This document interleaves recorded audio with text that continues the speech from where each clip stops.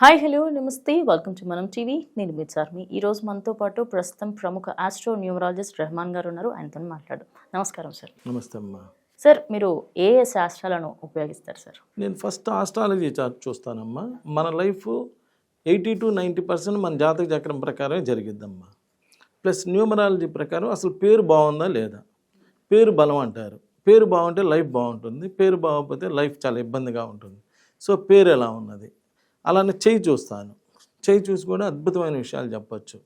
అలానే face reading, ఒకళ్ళని చూస్తే పెట్టబుద్ధి అయింది, ఒకళ్ళని చూస్తే కొట్టబుద్ధి అయింది అని ఆ ఫేస్లో కూడా మన 100 years మన లైఫ్ తెలుస్తూ ఉంటుంది. అదేవిధంగా signature is the most important in the life. ఎలా సంతకం పెడుతున్నాం ఏంటి, దాని మీదే మన హెల్త్ ప్రాబ్లమ్స్, మన లీగల్ ప్రాబ్లమ్స్ అన్నీ తెలిసిపోతుంటాయి. ఓకే. తర్వాత marriage date is the most important in the life. First date of birth అయితే దాని ప్రకారం మన లైఫ్ జరిగేది అయితే, second date of birth is the marriage date. పెళ్ళికి ముందు ఎవడైనా ఎట్లయినా బతికిపోతాడు. ఆ పెళ్లి దగ్గర నుంచి అసలు ప్రాబ్లమ్స్ అనేవి ఉంటాయి. అంటే మ్యారేజ్ డేట్ బాగాలేకపోతే ఇలా ప్రాబ్లమ్స్ వస్తాయి. మ్యారేజ్ డేట్ కూడా బాగుంటే లైఫ్ బాగుంటుంది. సో మ్యారేజ్ డేట్ ఎలా ఉంది, ఇలా ఆస్ట్రాలజీ, న్యూమరాలజీ, పామిస్ట్రీ, గ్రాఫాలజీ ఎలా రాస్తున్నారు, ఈ రాసే విధానాన్ని బట్టి కూడా వాళ్ళ యొక్క మైండ్ సెట్ అనేది తెలిసిపోతుంటుంది. అలానే face reading, signature analysis, marriage dates, ఇలా ఇన్ని శాస్త్రాలు చూస్తాను. నేను చూసి ఒక అద్భుతమైనటువంటి రిజల్ట్స్ ఇవ్వటం జరుగుతుంది.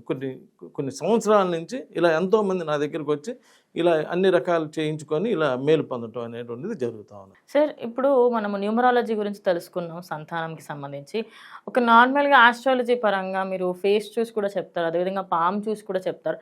ఇవన్నిటి పరంగా చూస్తే వాళ్ళ మానసికంగా వాళ్ళకి ఎంత శోభ ఉంటుందో మనం అర్థం చేసుకోవచ్చు. మరి వాళ్ళకి ఆస్ట్రాలజీ పరంగా ఎలాంటి రెమెడీస్ ఉన్నాయి సార్? సంతానం లేకపోతే అమ్మా వాళ్ళ ఫ్యామిలీలో వాళ్ళ ఫ్యామిలీ మొత్తం ఏమనుకుంటుంటారంటే, ఇంకా వంశం పెరగదు కదా, ఏంట్రా ఈ జీవితం, అసలు ఎందుకు పుట్టించాడు మనల్ని భగవంతుడు, ఏదో చేసి ఏదో వెళ్ళిపోవడానికి మనల్ని పట్టించాల్సిన అవసరమే ఉంది అన్నట్టు బాధపడుతూ ఉంటారమ్మా. ఇక్కడ సంతానం లేదు, 10 ఏళ్ళైనా పుట్టలేదన్నప్పుడు వాళ్ళ జాతక చక్రంలో 5వ స్థానం సంతాన స్థానం చెక్ చేస్తామమ్మా. ఆ సంతాన స్థానం ఉందనుకో, ఉండి పిల్లలు కలగట్లే అంటే వీళ్ళకి ఏదో పేరులోనో సంతకంలోనో ఎక్కడో డిస్టర్బెన్సెస్ ఉంది, లేదా ఆ సంతాన స్థానాన్ని ఎవరో నెగిటివ్ గ్రహాలు శనో లేదా రాహువో ఎవరో చూస్తున్నారు. అక్కడ దానికి రెమెడీ చేసేస్తాం. అక్కడ ముందు జాతక చక్రంలో ఫస్ట్ సెట్ చేసుకోవాలి. ఆ నెగిటివ్ గ్రహాలను చేసేసుకొని ఇక న్యూమరాలజీకి వచ్చి చక్కటి మంచి పేర్లు, మంచి నంబర్లు అన్నిటి కూడా సెట్ చేస్తాం. ఇవన్నిటికన్నా ఒక అద్భుతమైన విషయం చెప్తున్నానమ్మా. నేను ఒక ఆధ్యాత్మికవేత్తను అనమాట, అందుకని చెప్తున్నాను. హిందువులైతే గురుచరిత్ర 39వ అధ్యాయం చదివితే పిల్లలు పుడతారు. ముస్లిమ్స్ అయితే సూరా నెంబర్ 39 చదువుకుంటే పిల్లలు పుడతారు.